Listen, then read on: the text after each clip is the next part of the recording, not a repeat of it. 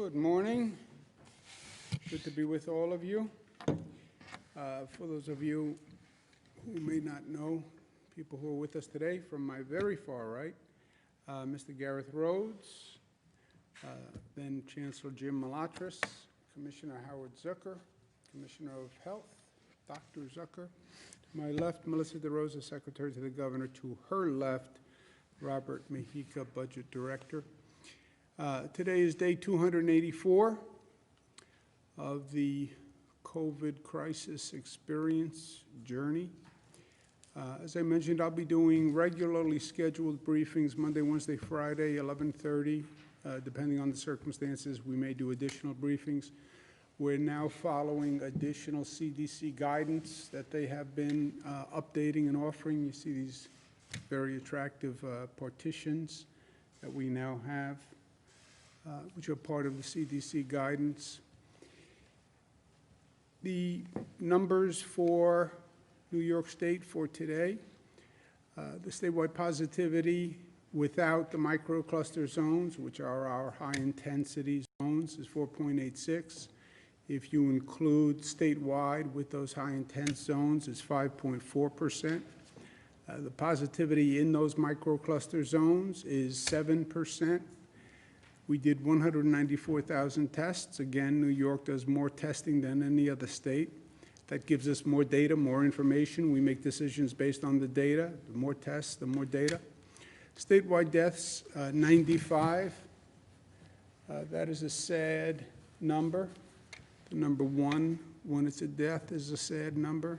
Number 95 is extremely sad, and those New Yorkers are in our thoughts and prayers. Hospitalizations up about 158, ICU up 46, intubations up 28. We now are conducting 3 COVID operations basically at the same time. First, we're managing the hospitals under what we call our Surge and Flex program.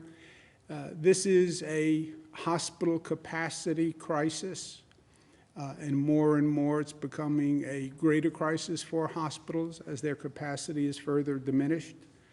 We sent a letter to all the hospitals in the state talking to them about this situation and what they're going to need to do. They're going to have to be extraordinarily flexible and nimble to handle the additional caseload that is coming up. Hospital systems have to work as a system and balance caseload among hospitals in their system.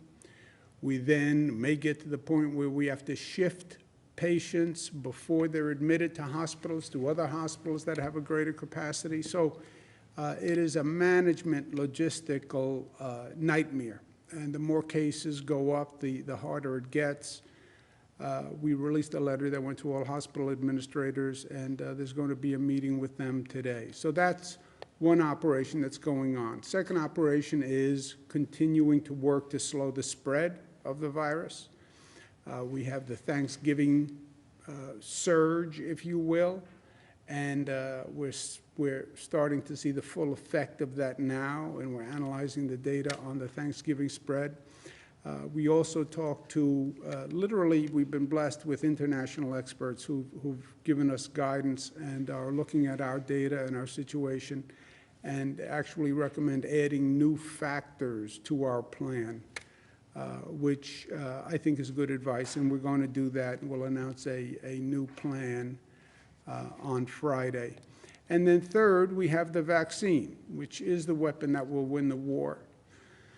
If people take it, if we get it produced, if we get it delivered, distributed, and actually in people's arms, right? So those are the big ifs, and that's what we are working on, and that's what we want to talk to you about today with the vaccine. First, we're going to have a real public education campaign to battle the skepticism. Just think of the math on this. You have to get to 75% to 85% of the overall population vaccinated for the vaccine to be effective, 75 to 85%. 50% of the population says right now they don't want to take the vaccine. They don't trust the approval process. They're worried about vaccines in general, but 50% are now saying they don't want to take the vaccine. You cannot get to 75% if 50% don't take it. Even I can do that math. So we're going to need a real public education to dispel the skepticism that already exists. Second, and very important to us here in the state of New York, this has to be done in a way that protects social justice. The healthcare system discriminates against Black, brown, and poor communities. By effect, you have fewer healthcare facilities in poorer communities. That is a fact. Higher death rate in these communities, higher infection rate in these communities, higher percentage of essential workers in these communities. So we want to make sure when we do the vaccine that it is done in a just and fair and equal way. And third, we want to expedite it. It's a massive undertaking. I think, frankly, people have not focused enough on the extent of what this undertaking means. I can't think of a government operation that has been commenced that is more difficult and intricate than what governments will be asked to do here. The scale of vaccinating every person in your state is just massive. New York has been very good at scaling up, and we've been very good at tackling challenges during COVID, like COVID testing. But this is going to test capacity all across the board. The way the vaccine is going to work is the federal government will be responsible for the procurement and the distribution. The military is doing the transportation. They're actually using private companies in part, FedEx, other private companies to distribute the vaccine to the different states. The federal government looks to the state to set the distribution locations. They will send it where we ask them to send it. And we then set the priorities for not only where it goes, but who gets it as the first set of priorities. Our priorities have basically tracked the federal government suggestion on prioritization. The first shipment is allocated on the base of number of healthcare workers and nursing home residents in the state. The first allocation is for nursing home residents, nursing home staff, and high-risk healthcare workers. So that's how we're allocating what Buffalo gets versus Monroe versus Essex versus New York City. The state has set up 90 regional distribution centers that are capable of cold storage. This is a different definition of cold storage. This is like really, really cold storage. Not every facility can do it. Not every hospital can do it. But we've identified 90 regional centers that can keep the vaccine at the required temperature, and they'll act as distribution centers for that region. Pfizer's vaccine is expected to be approved by the FDA tomorrow. Immediately after that, our New York State panel will convene and review and approve it. They've already been speaking to the FDA about the process. I think the New York panel, as a second panel to approve, is going to go a long way towards battling that skepticism about the approval process, and we hope that it does. If the FDA approves, it's expected 6 million doses will be available nationwide. Half of those will ship immediately. The other half will be held for the second dose for those individuals who received the first dosage. Remember, everyone who gets this vaccine, you have to get 2 vaccines. So they'll ship now the number of vaccines to do the first vaccination. They will then ship 21 days later, the appropriate amount to vaccinate the people who received the first vaccination. New York expects the initial allocation of 170,000 doses. The federal government is doing the allocation based on state population. And again, they distribute it to the state. The state then turns around and does an allocation within places within the state. It could arrive as soon as this weekend. That assumes the FDA does act right away, the FDA does approve it, and the military turns around and ships it immediately, but it could actually be coming this weekend. Further allocations will be in the following weeks. Our state priority, nursing home residents first, nursing home staff. There was a discussion about, do you do the residents or do you do the staff? New York, we decided to do both, the residents and the nursing home staff. Then you go to high-risk hospital workers. We have about 700,000 hospital workers in this state, so it's a very large population. So we'll prioritize the high-risk hospital workers within that overall healthcare population. We have rules that we have established that we will send to hospitals about what is a quote-unquote high-risk healthcare worker. And then the hospitals will select the actual individuals who will get the first vaccines within that guidance. Emergency room workers, ICU staff, pulmonary department staff. The allocation by region, again, this is based on number of nursing home residents, number of nursing home staff, and number of high-risk healthcare workers. The 90 locations across the state that can provide the cold storage will receive enough doses for roughly 90,000 patient-facing hospital staff. That is 40% of the total hospital patient-facing workforce of 225. The 225,000 is a subset of the overall 700,000, obviously. By the end of week 2, if all goes well and the federal government sticks to the schedule, we expect all high-risk staff will receive the vaccination.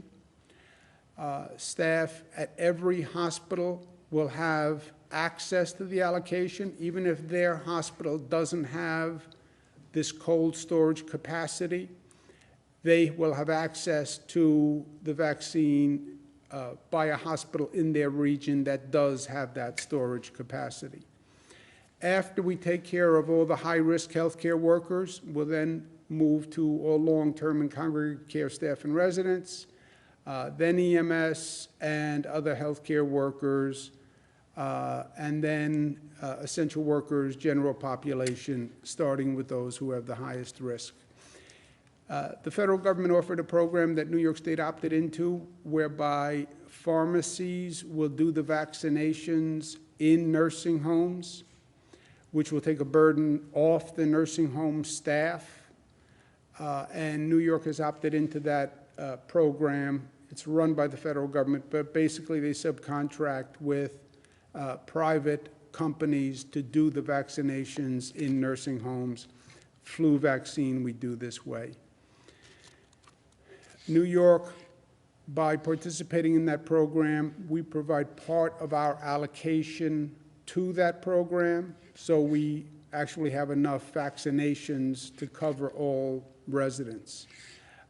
Part of the future allocations will ensure enough doses to make sure we complete that program. Completion is all nursing home residents and staff. We expect deliveries to begin next week. The federal administration says they're going to start by 12/21. New York is dedicating part of our initial allocation to the program, but we do expect to have enough to cover all residents and all staff. The staff is actually vaccinated on a rolling basis to make sure they have staff that's receiving the vaccine and staff that's working at all time. We're also pleased that the New York National Guard has been selected by the Department of Defense as a pilot program where they will vaccinate people from the National Guard who have been working on our COVID-19 task force. And New York is pleased to participate in that. And the National Guard, who have been doing a phenomenal job for the past 9 months as we've worked through this barrage, they'll be eligible for the vaccine also. The fairness of the vaccine is paramount, and I mentioned it before, but we have to make sure this nation understands that we can't make the same mistake twice. Death rate among blacks twice what the death rate among whites is from COVID. Death rate among Latinos 1.5 times the death rate among whites. COVID testing, fewer tests taken in the black and Latino and poor communities. It was just a manifestation of the disparity in health care. And it has to be corrected during the vaccination program. We have to get into public housing. We have to partner with black churches and Latino churches, community groups. This has to be a fair distribution, and New York will lead the way. We've made these concerns known to HHS. I've sent letters. I've done speeches. I'm working with civil rights groups across the state. Made these points to Congress on several occasions. We're working with the NAACP, Mr. Johnson. We're working with the Urban League, Mayor Mark Morial. But this is a point that we have to bring home, and we have to be successful. We do have good news that we waged a similar effort on the rules for vaccinations for undocumented people. The way the federal government constructed the program, basically, they wanted the states to collect Social Security numbers, citizenship, passport numbers, or driver's license numbers for anybody vaccinated. These are all bells for people who are undocumented, alarm bells. It sounded like you were trying to use the vaccination to identify undocumented people. We have gone through this with the federal government at length with the Trusted Traveler program previously. If undocumented people don't get vaccinated, it compromises their health and it compromises the whole program. Again, the program only works if you hit a critical mass of the population. If you say, well, the undocumenteds we're going to exclude practically because they won't come in and participate, you have 50% of the population that's skeptical. We're not going to reach out to the black, Latino, and poor communities. It's never going to be a success. So we raised this point. Again, we did letters, I did speeches, spoken out publicly, and HHS has agreed, CDC specifically, has agreed that the state will not send individual data identifying a person in a way that could be used to document citizenship or deportation, et cetera. We insisted on that in the what's called the data sharing agreement, data use agreement, and CDC agreed. So that is a better vaccination program for this country and for this state.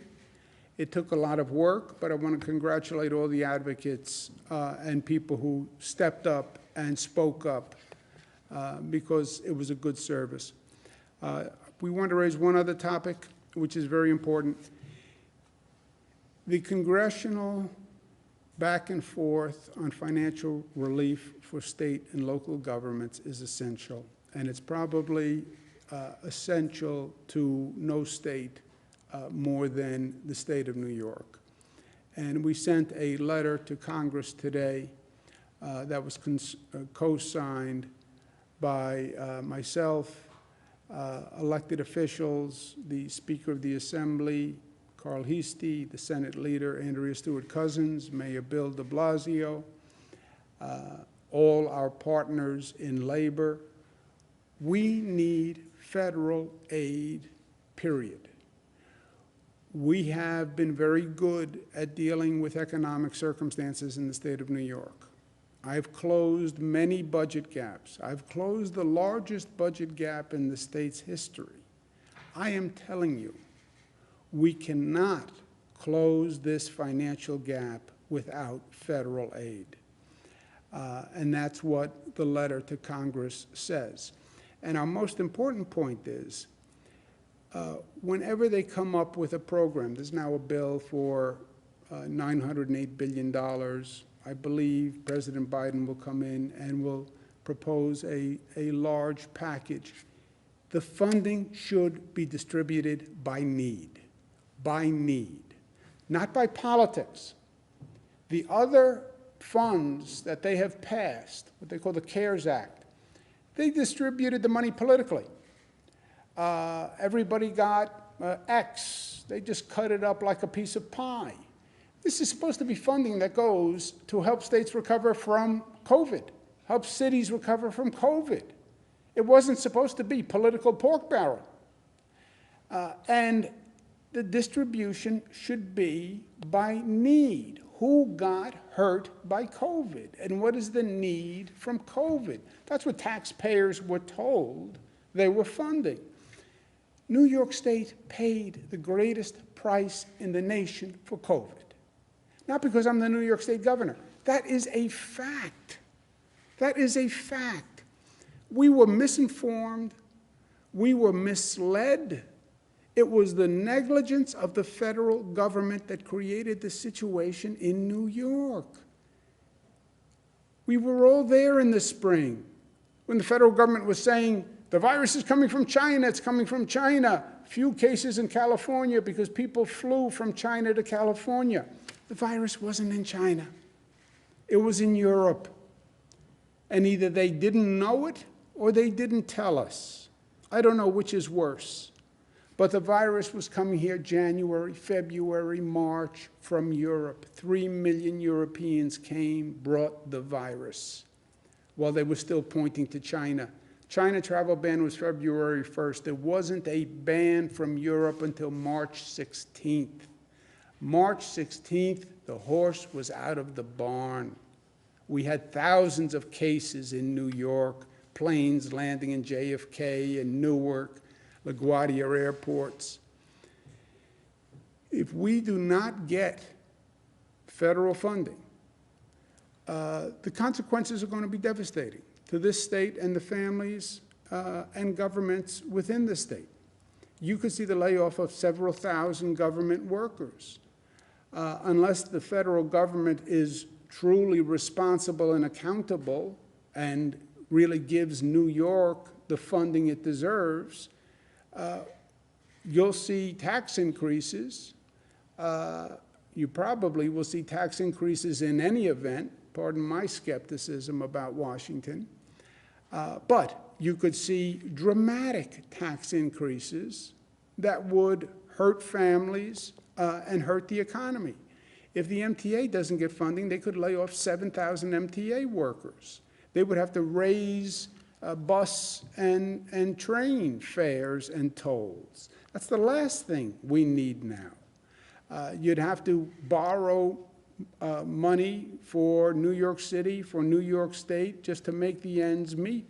And you put all of these things together, government borrowing, tax increases, layoffs. This is the last thing you want to do now. Not just on a state level or a city level or a local level, the last thing you want to do nationally.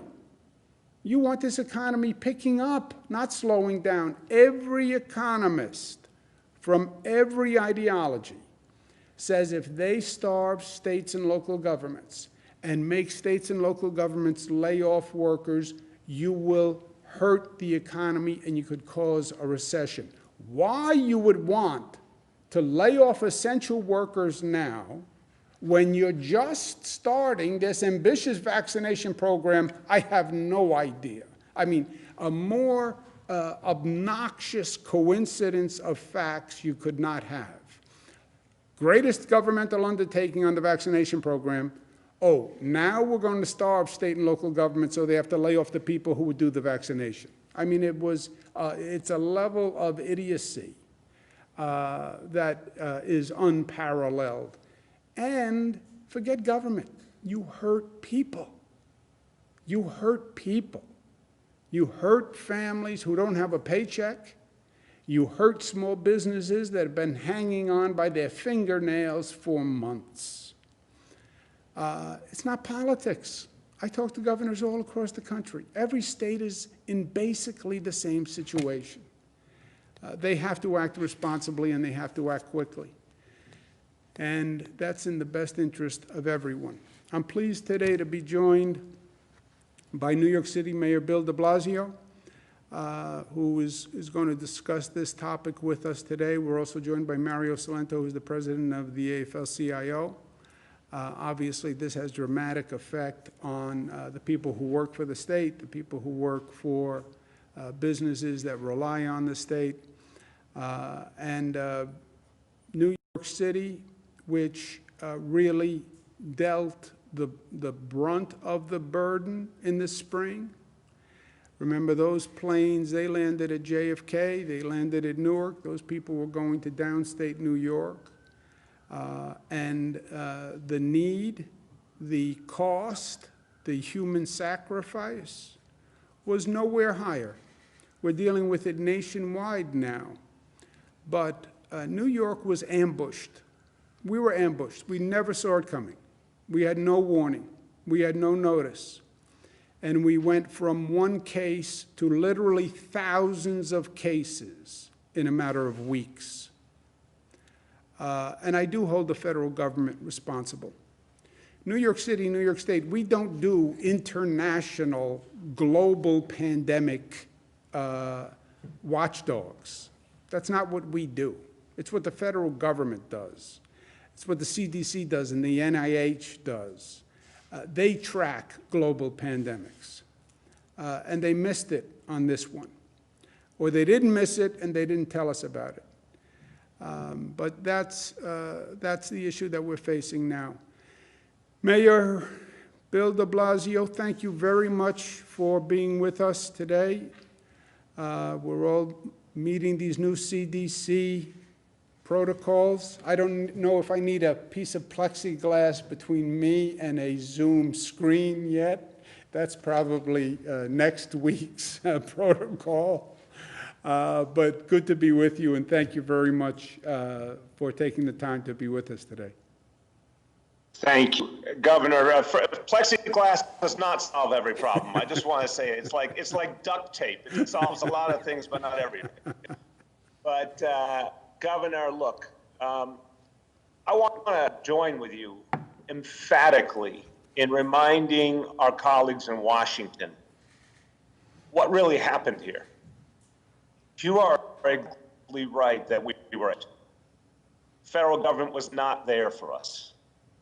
You know, we found out months and months later that the disease was already spread in New York City in February when we had no testing resources from the federal government. They wouldn't even let us do our own local testing.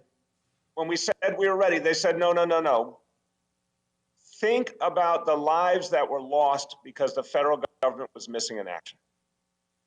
And Governor, we all experienced it. We were at those hospitals. I went to Elmhurst Hospital. I went to Bellevue Hospital. I talked to the families who lost their loved ones. I went to public housing. I heard the pain of New Yorkers who felt this silent killer already. And they wondered how on earth this could have happened in America. But the truth is, our federal government did not warn us, did not prepare us, did not support us. Even when we raised a warning, you did it, I did it, we begged for that testing. Couldn't get it. So is there anyone who wants to debate these facts? I don't think they'll be able to. Is there anyone who wants to contest the fact that this state bore the brunt, that this city was the epicenter of the United States of America? In March and April, we went through the worst of this entire country. And unfortunately, the tens of New Yorkers who are gone or lost forever. They can't be here with us to testify, but we testify in their memories. How much pain we went through. So it's as simple as the way you laid it out. I'm going to amplify it. State and local aid is absolutely necessary, or else we are ignoring the pain and the death and the suffering that went on in this city and this state. It is literally an insult to the families who lost their lives if our Congress does not give us the support we deserve. You have to have support for the state government. State of New York's gone through hell. We need a strong state of New York. I can say on behalf of all cities, towns, counties in New York State, we all need directly as well. We will not be able to stay on our feet. We will not be able to provide the services people need. Governor, people need the services more than ever. The vaccination, as you said, but all the other healthcare services, keeping our schools going for our kids, providing safety for our people. Folks need that more than ever. And if we can't provide those services, how on earth are we going to have a recovery? And this is the part that bothers me the most, the people who say they want a strong economy, they want to see America come back. How do you have a recovery if cities and states are collapsing all around you? If you can't provide basic services, if you cut basic services, you cut off the recovery. That is the bottom line here. So I know what we went through. I felt it, I lived it with my fellow New Yorkers. I know we deserve help to recover from a crisis we did not create, and our federal government did not. I know states and cities and towns and counties will do our all if we're just given the opportunity to get back on our feet. I also know this city and this state amongst the strongest engines of the American economy. Let's not leave this out of this discussion. If you want the United States of America to come back, you need New York City to come back. You need New York State to come back. In good times, and those good times were as recently as February, we were leading the nation in a strong economy. Now we've been hit back on our heels. Do you really think the United States of America is going to come back without New York City and New York State returning to our full strength? It's not going to happen. So, Governor, join my cause. I say to our Washington, and we honor our senators, our Congress members, but we need you guys now. We need you more than ever. We need you to tell our story and ensure we get just our fair share. That's all we're asking for, so we can come back strong for the people of the city and the state. Thank you, Governor. Well said, Mayor. And by the way, Mayor, what you say is exactly right, and there's no disagreement on the facts. We know that the virus was now here in February, right? We found out too late, but scientists will attest to that fact. We know the virus came from Europe. Scientists will attest to that fact. You had Dr. Redfield of the CDC and Dr. Fauci testify before Congress April, May, that we missed it. We missed that the virus left China, went to Europe, and then came to New York. We missed it. That's what happened to New York City, New York State. They missed it. Okay. It's a quite different conversation about their competence and how much they communicated. But they missed it, and they said they missed it. They created it. And your point about you want to bring back the national economy, you don't bring back the national economy without the New York economy. You're exactly right.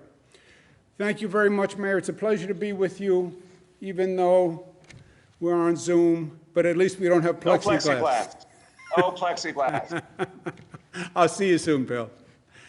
Right. Mario Salento, our partner, president of the AFL-CIO. Good to be with you, Mario. Thank you for the help on this. Good to be here. Thank you, Governor. Thank you. Thank you for having me. I appreciate it. And let me just say this. First, I want to thank you for your leadership in the effort to secure funding from Washington. You continue to set a standard for leadership that we can all be proud of.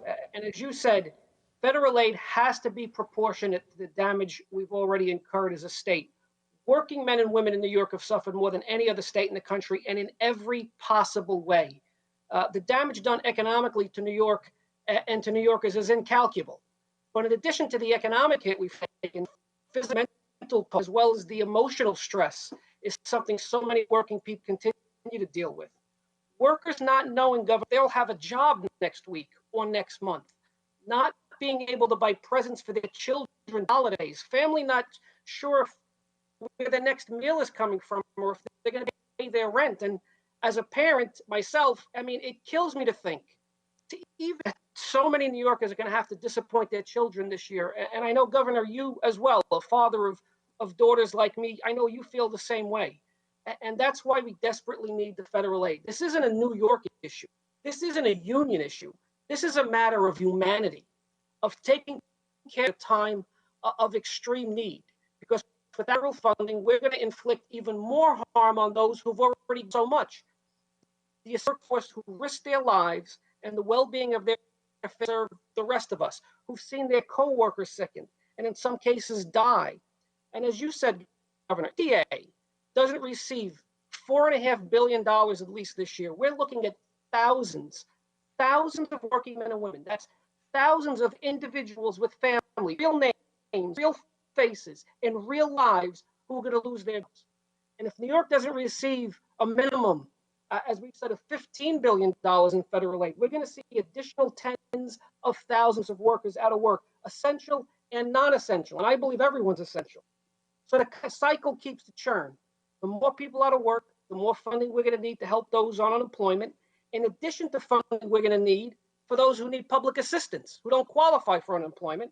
And then the higher unemployment hurts the mom and pop stores locally because you don't have, if you're not getting a paycheck, you can't go to the store, buy candy bar for your daughter, your son, buy a newspaper, go to the dry cleaner. You can't afford it. So they're out of business.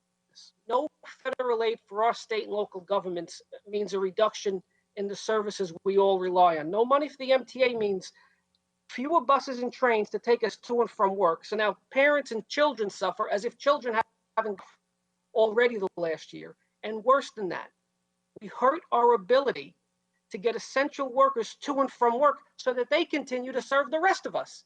It's insane.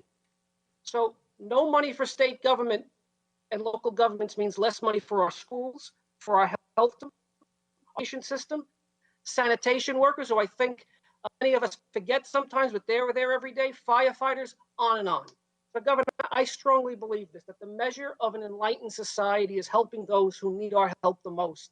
And it's also defined by having a standard of living and a quality of life we can all be proud of.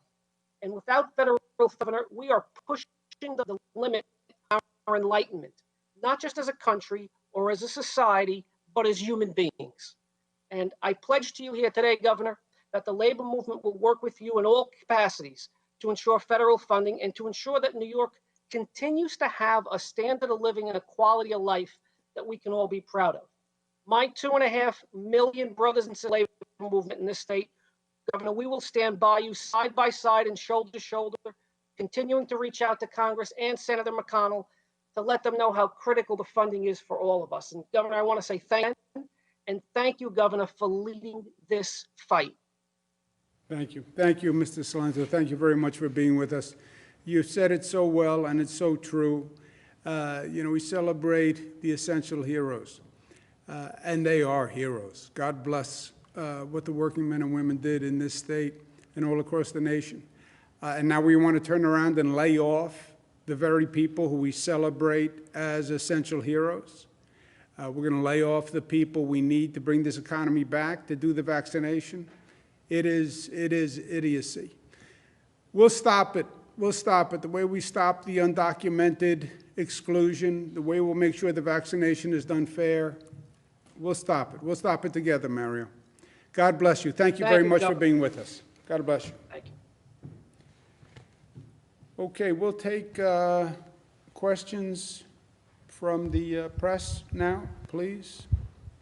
Thank you, Governor. If you'd like to ask a question, please use the raise hand function at the bottom of your window. We'll take a moment to compile the Q&A roster.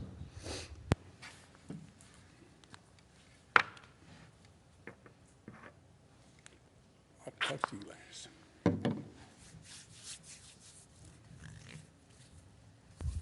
Governor, you now have John Campbell from Gannett. John, your line is now open. Hi, Governor. Two questions for you.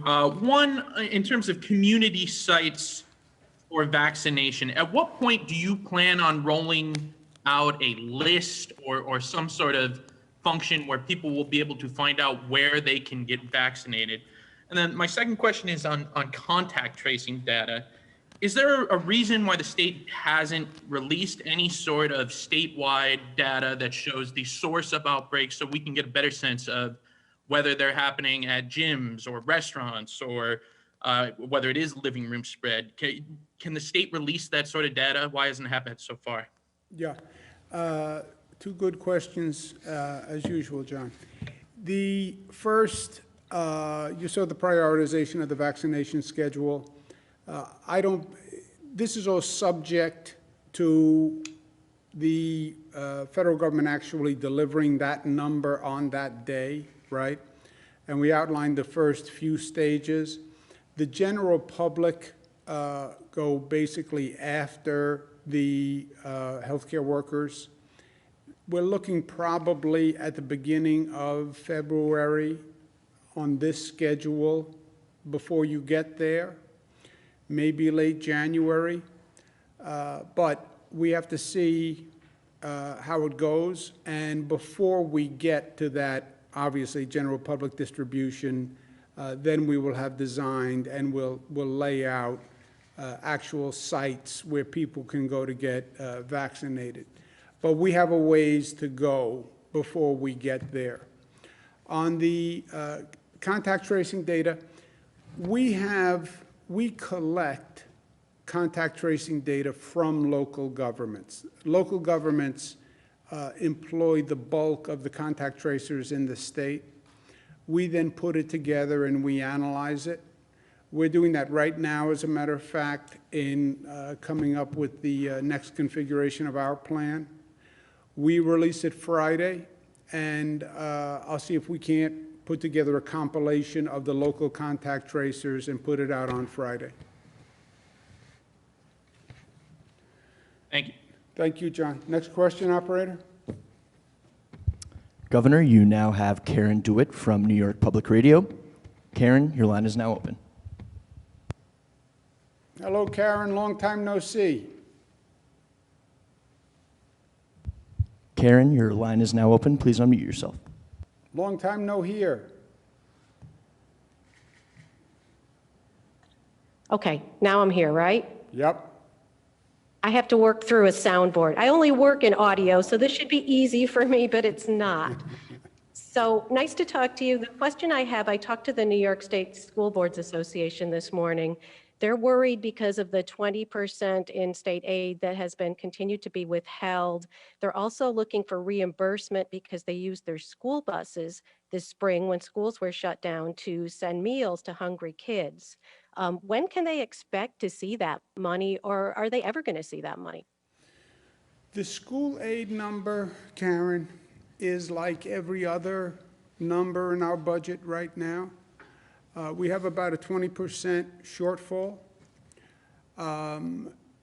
What's going to happen to that 20% shortfall? It's going to depend on what Washington does, and that's what today is all about. We're asking Washington for that 20%. That's what we are asking Washington for. If they give it to us, then we're made whole, right? We're just made whole, and they would receive the full funding. If Washington gives us some of it, then we're going to have to redo a budget. We're going to have to raise taxes. I believe we're going to have to raise taxes at the end of the day in any event. But the question is, how much in taxes, right? Because then you have to do it as part of a budget and balance the budget. If Washington gives us nothing, that hole is so big that if we raise taxes, if we borrow, if we lay off people, you still will not be able to close a 20% hole. That's how big it is. On the school buses, I don't have an update. Let me ask Rob Mahika. First, what I said on the budget numbers, do you have anything to add to that? And do you know anything about the school bus? Is that us or is that SED? Do you Yes, know?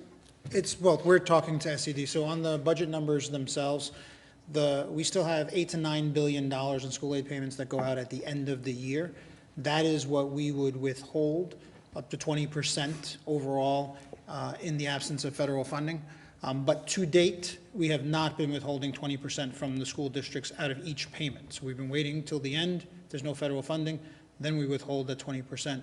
But as of today, we have not been withholding 20% from the school districts on these payments so far, but we will in the absence of the payments. As far as school districts that have used the school buses for delivery of meals, we are working with SED right now, and we have a survey out to the districts. And if in fact the school buses were used for meal delivery, then we would allow for those services to be reimbursed. Karen, that's a good point, though. They haven't yet had, the school boards, school districts haven't yet had any reduction in funding. It would be this last payment which represents the 20%. Next question, please, operator. Governor, your next question comes from Morgan Mackay from Spectrum News. Morgan, your line is now open. Hi, Morgan. Hello, Governor. How are you? Good, how are you? Hello? Yes, how are you, Morgan? Good to be with you. I'm good. Thank you. So many lawmakers and fiscal policy groups say federal aid will not be enough and there should be other cost-saving measures implemented, such as raising taxes, different things like that. What are your kind of thoughts and feelings on some of those ideas? I don't want to give up on Washington yet, because if you give up on Washington and you assume there's no aid from Washington, balancing this budget is going to be detrimental to the state, the city, and every family in this state. And there's no reason why New Yorkers should bear more pain. We bore more pain than any state in the nation. And as you heard from the mayor and Mario Salento, this state paid the price for COVID in a way no other state paid the price. So I'm not willing to say Washington shouldn't do what is fair and right and just help us with this financial crisis, especially since it's in the nation's best interest to get the economy going, and especially since it's every state. And if you starve every state, you're going to hurt the nation.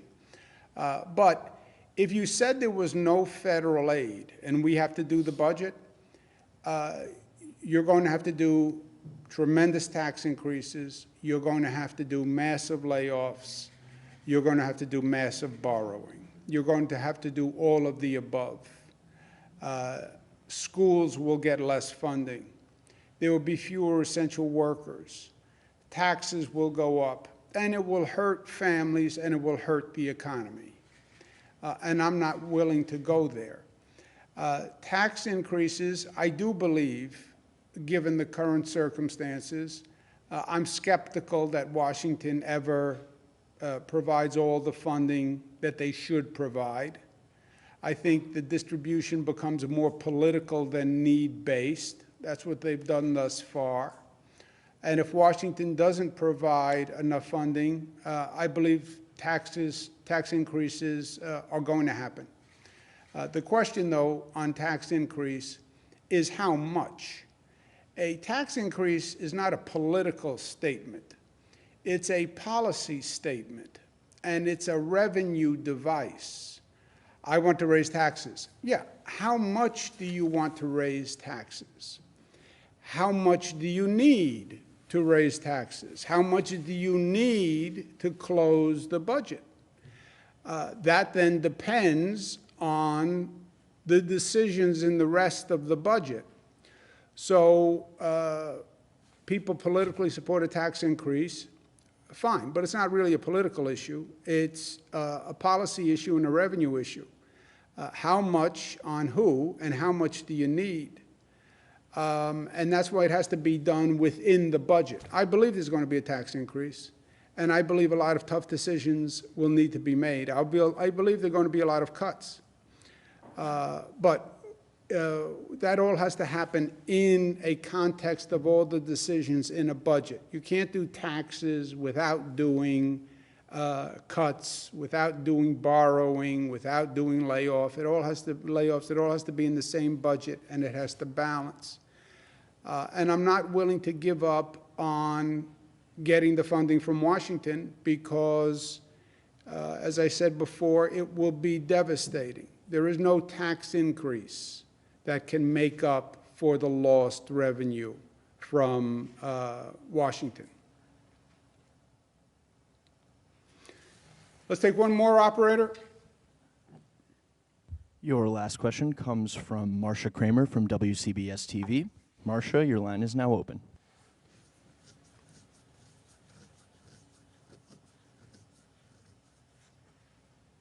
Marcia, your line is now open.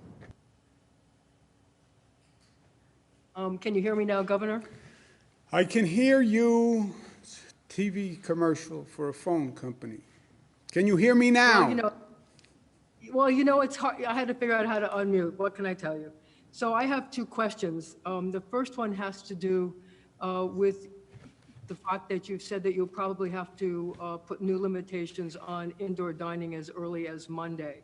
A number of restaurateurs are questioning whether there's a nexus between the spread of COVID and indoor dining, if you have any information on that, and also if there's a nexus between indoor dining and hospitals. And the reason I'm asking the question is because New Jersey Governor Phil Murphy has said he's not going to look at hospitalizations as a way to decide whether he's going to eliminate indoor dining in his state.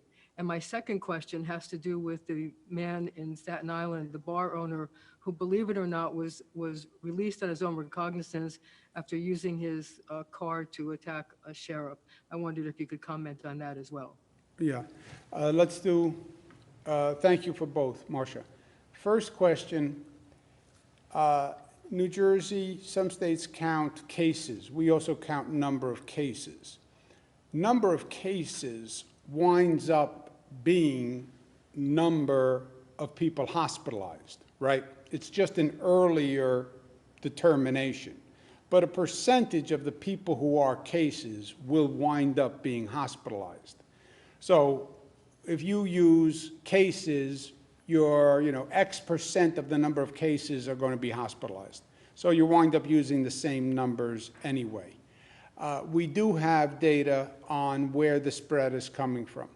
And we do have data on the amount of spread coming from indoor dining. They are right that it's not as bad as it was, but it's not as bad as it was because we put significant restrictions on indoor dining. And when you reduce the capacity and you have masks and you have plexiglass partitions, et cetera, yes, we have reduced the numbers. But they are still a source of spread.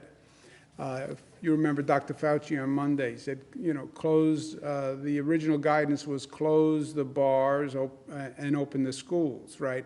It's the places of gatherings, and it was the bars, restaurants, mass gatherings, et cetera.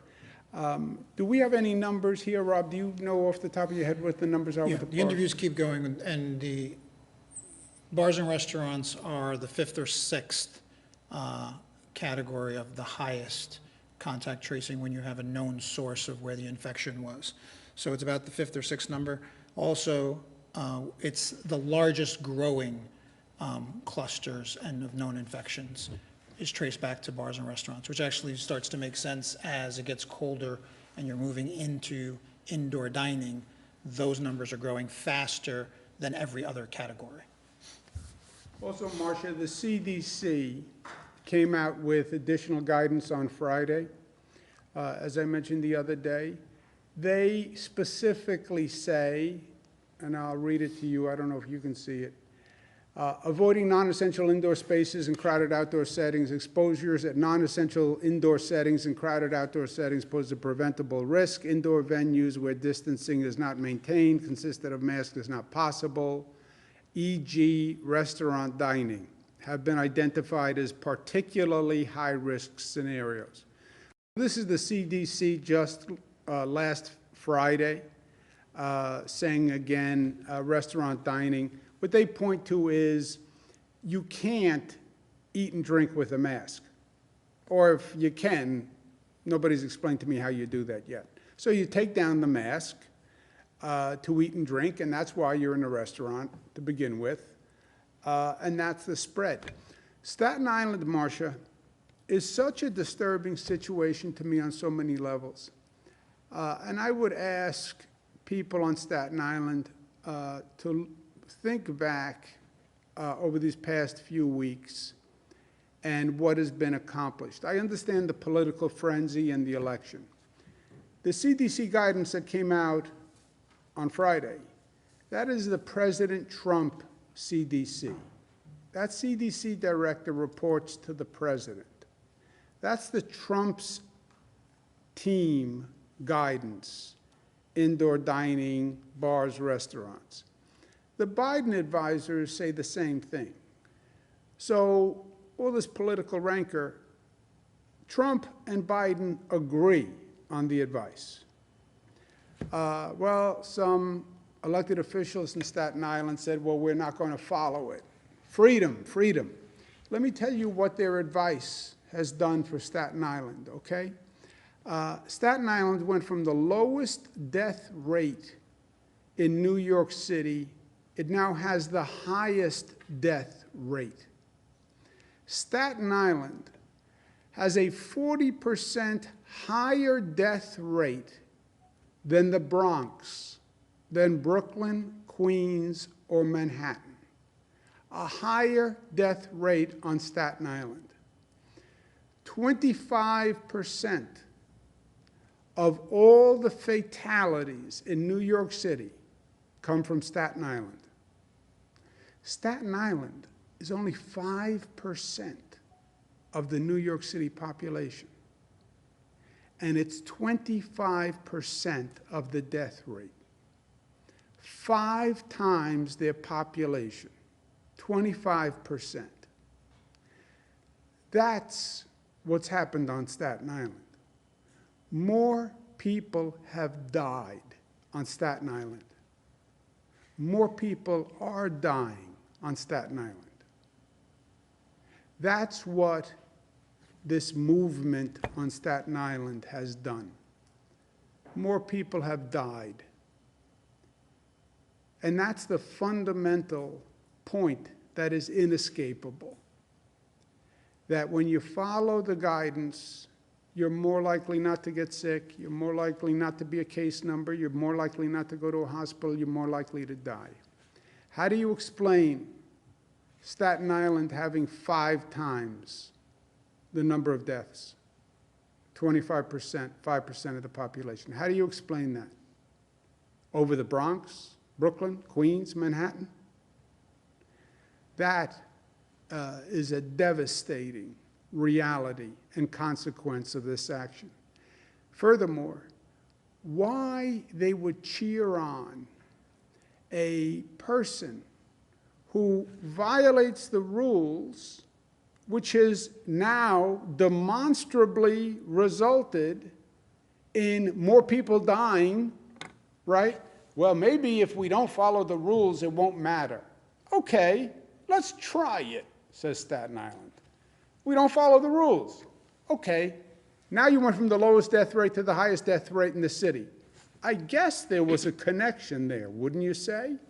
But then why they would cheer on a person who violates the rules, gets in a Jeep, and runs into a uniformed police officer and hospitalizes the police officer. Why would you cheer on that behavior? Why would you not condemn that behavior?